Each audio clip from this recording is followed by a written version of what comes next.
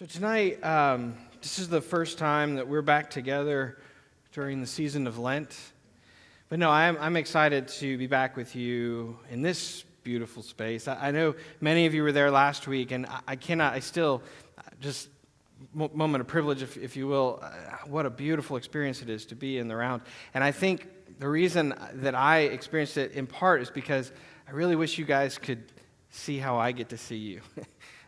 In fact, so what we're going to do tonight is everybody's going to come up and read 2 sentences of the sermon, and we'll look out, and then you can, no? I'm seeing a lot of head shaking, no. Okay, I guess I'll do it then. I even typed it so it'd be legible. Okay, fine. But I just want to say that part of my favorite thing about Lent is stepping into this season together. And I just want to thank you. Those of you who are here, those of you who are joining us at home, I can't see your faces. Many of you who I know are watching. I'm picturing you. But I am grateful. So I just want to say thank you. And what I would love to share with us tonight is a passage from Matthew's Gospel, the 6th chapter, beginning at the first verse. And so I invite you just to hear these words or to read along.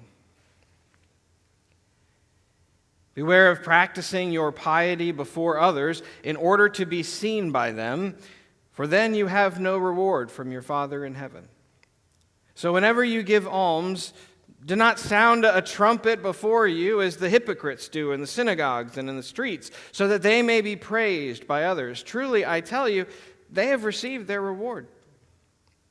But when you give alms, do not let your left hand know what your right hand is doing, so that your alms may be done in secret, and your Father who sees in secret will reward you. And whenever you pray, do not be like the hypocrites, for they love to stand and pray in the synagogues and at the street corners, so that they may be seen by others. Truly, I tell you, they have received their reward. But whenever you pray, go into your room and shut the door, and pray to your Father who is in secret, and your Father who sees in secret will reward you. And whenever you fast, do not look dismal like the hypocrites, for they disfigure their faces so as to show others that they are fasting. Truly, I tell you, they have received their reward. But when you fast, put oil on your head, wash your face, so that your fasting may be seen not by others, but by your Father who is in secret. And your Father who sees in secret will reward you. Do not store up for yourselves treasures on earth, where moth and rust consume and where thieves break in and steal. But store up for yourselves treasures in heaven, where neither moth nor rust consumes and where thieves do not break in and steal. For where your treasure is, there your heart will be also. Would you pray with me?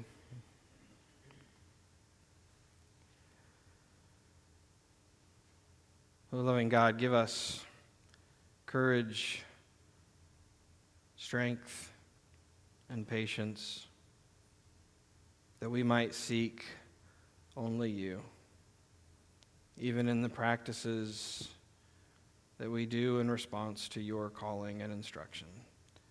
Give us the courage, the strength, and the patience to seek only you. And so, God, as we consider this, your holy word, I pray that you would speak through me, and if need be, in spite of me, so that your word alone would be heard. Amen. So as I said a moment ago, Lent really is this season that is special for a lot of reasons, but one of the sort of grounding principles, if you will, one of the things that we really try and do is to be more aware of our sin and our mortality. For those of you who were here last week, whoever smeared the ashes on your forehead probably said something like, "Remember that you are dust, and to dust you will return." It's not a super happy reminder, but it's an important one. And what I want to say tonight in part is that that we focus on these things in Lent in particular, not to be dour or morbid, but so that we have that as a part of our experience in preparation for Easter, to faithfully prepare in this season, and frankly, to open us up in the midst of, and in fact, because of our awareness of our sin and our mortality, and therefore our need for grace and the power of resurrection. Then we meet resurrection with a different fervor and gratitude and welcome.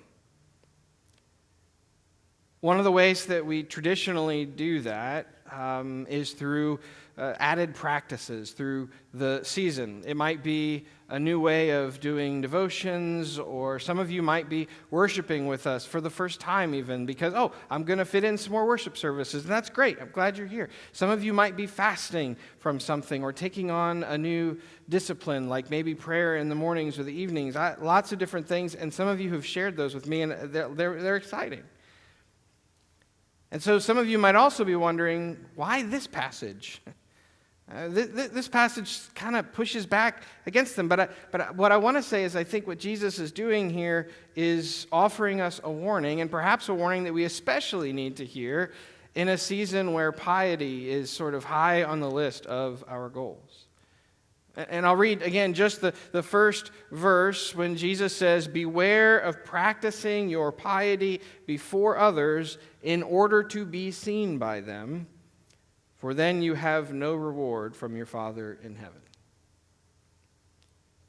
Another way of thinking about that perhaps, or to try and succinctly say what he comes back to again and again, is the reminder, the warning that the dangers of sin are no further away, even when we find ourselves engaged in the very acts of devotion, in the very spiritual practices that our faith calls us to.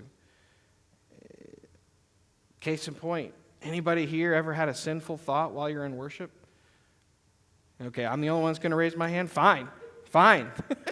But no, I mean, and this is the thing, right? Like, I think that we have this idea that, if I'm praying, everything, but no, we know that temptation can find us there.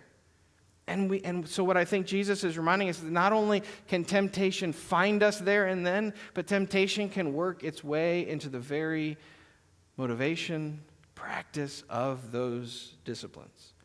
And so Jesus says very starkly and repeatedly, do them in secret, pray in secret. Do not even let your left hand know what your right is doing. It's the other way around, but something like that. Your hands don't even know what the other one's doing. He says, when you fast, don't let people know you're fasting, You oil on your head and wash your face so nobody even knows you're doing it.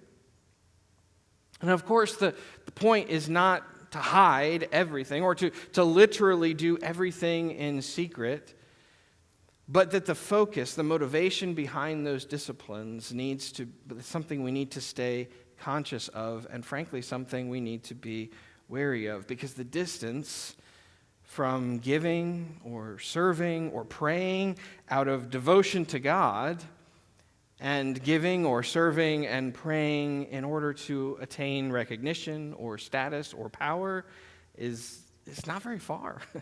It's not as far as we might like, and sin is more than happy to help us straddle that gap or flat out traverse it.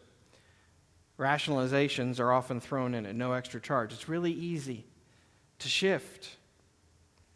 Fasting feels like a particularly good example for us as I try and think about this a little bit, especially because Jesus talks about it at length here, but it's not really something that we practice a lot of today, and really most folks, if they do it, it's during the season of Lent. And although I do know at least one person who is fasting for prolonged periods during the season, I know most of us who are fasting, myself included, is fasting from one thing in particular, like chocolate. Show of hands? No, I'm just kidding. But chocolate or coffee or TV or Facebook, we find something that we enjoy doing, and we say, I'm gonna cut this out. I'm gonna fast from this. And I, like you, I chuckle at that because it seems, well, giving up chocolate. For some of us, that's not hard. For some of us, that's really hard. And these are significant things. It can be difficult to do. It can be difficult to find ways to fill the time or to just not eat or drink or do something that you are so used to doing. But the thing is that when we give them over to God as a fast, it can become a truly holy abstaining. It can also become something that sin can get a hold of, that can use. The shift, I want to suggest, it happens when that act of fasting, for example, instead of it being something that helps us grow closer to God, it becomes a badge of honor. Or instead of it being sacrificed as an act of devotion to God, we're doing it. It'd be really good if I could just let other people know how holy I am because of how much I miss chocolate, right? Can you believe I gave up chocolate? Right? Or when you spend all day tweeting about your 40-day Facebook fast, right? I think you're missing, maybe we're missing the point here. And the deal is, I know this is a little bit ridiculous, but I also know that I'm not the only one who feels a little twinge of recognition here. Of the fact that when we find ourselves in those moments, it can be nice to share those, and how quickly and easily sharing them becomes not so much of an invitation or a welcome, but instead we want people to just know about how deeply reverent and pious we are. We don't want to invite them into maybe their own acts of spiritual discipline, but we want to promote ours. And I think this is precisely why the warning, this recognition that even the best of practices that we can engage in, even as we enter into them faithfully, that it is never far from a sinful manipulation. You may very well have, and I know many of you do, have a deep and genuine love for God and for God's people. You are not, however, immune from the desire for self-aggrandizement. I know, again, many of you and have a passion for justice, but that doesn't make you any less capable of selfishness and neglect. You might be very well committed deeply to service. And again, I know many of you are, and you still will at times find yourself struggling with guilt or martyrdom. Jesus didn't just speak these words for the people gathered at the mountainside that day. They are for us as well. And specifically when I say us, I mean like people of faith. Because just like everybody in the world, we're going to wrestle with temptations and things are going to hit us and be hard to get over. But we also have that added to our list, the potential temptation of using our piety in sinful ways. Or again, to put it another way, the temptation that comes with being people of faith is the substitution. The substitution of the journey for the destination, the means for the end. We can find ourselves settling for religion instead of seeking God. Can you guys hear that? Can you hear the band coming down the lane there? Here comes that person, and they're going to give their gifts to God. They always travel with the marching band so they can announce that they're coming and what they're doing and what they're going to give. It's a lot like, in fact, those people who were praying on the corner. I mean, they were so loud, but finally I got used to the volume, and I could just hear them and hear them and hear them. They just went on and on and on. And to be honest, I'm not even really sure what they were praying for, but it sure sounded pretty. Oh, and look, those are the people who gave up chocolate for Lent. You can tell they gave it up because, they've got their gaunt faces and their crazy sugar-starved eyes. And one of them's wearing a T-shirt that says, "I gave up chocolate for Lent." Okay, good, yeah. All right, nobody's laughing, so this makes my next point very clear. Jesus was definitely funnier than I am. Oh, that you laugh at. Thank you so much, but he was. And I say that in part because I think we need to see the parody, the satire of this whole thing.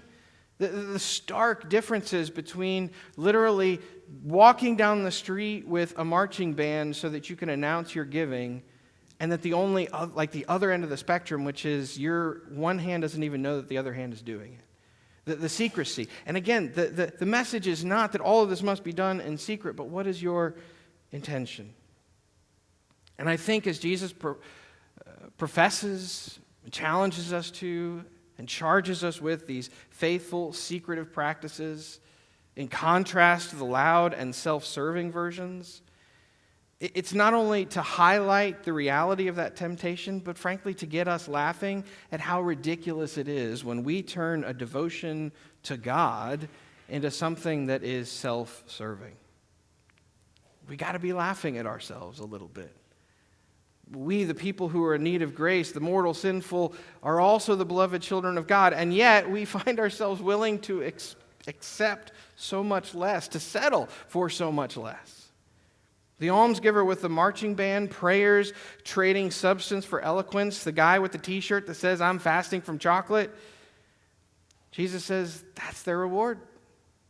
They got it. They got it.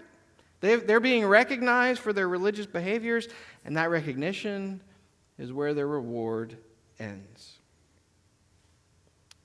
Instead, my friends, we have the choice. We can strive for something infinitely greater.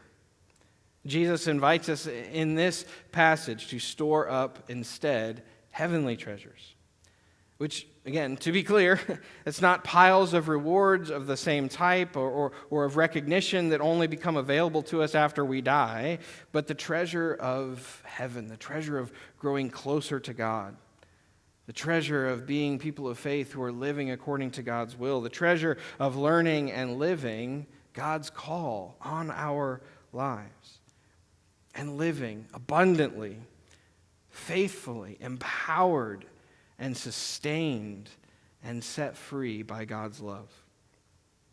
And so I pray for myself, for each of us, and especially in this season of Lent, that we would put our trust in God, we would put our hope in God, that we would seek our treasures from God, and that we would live into the gifts of the devotions and disciplines that God has given us so that we might draw closer to God. Amen.